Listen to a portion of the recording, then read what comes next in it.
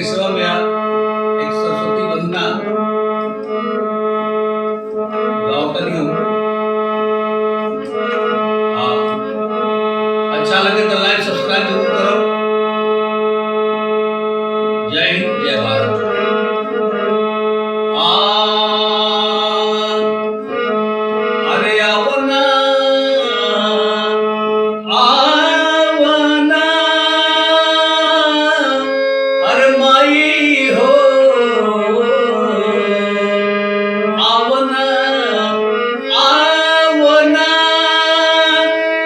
हम तक मुझसे बैठल राह निहारी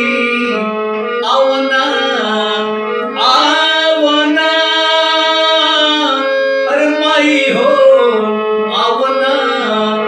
आवना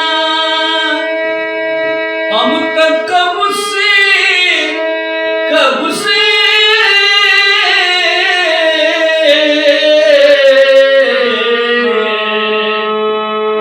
हम तक कब से बैठल राह निहारी आवना आवना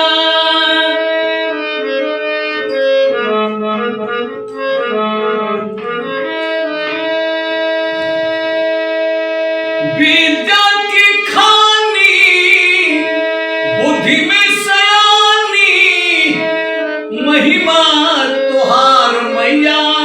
हमका बखानी महिमा तुहार मैया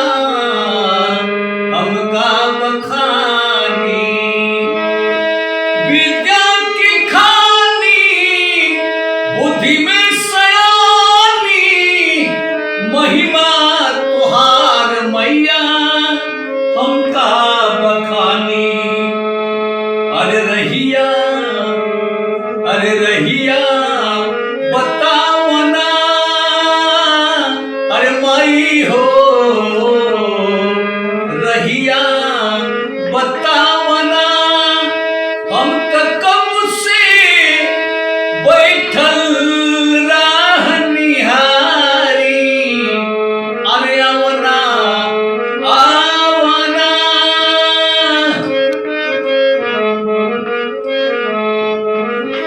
देखी सरकार बता दी कि जौन बेटा कमजोर होला ओकरा पर ओकरा ज्यादा ध्यान रहला। कैसे बा सुनिला की माई का दो हौ बड़ा दानी भक्तन पर दया करा तबे हम जानी भक्तन पर दया करा तबे हम जानी सुनिला की माई का दो हौ बड़ा दानी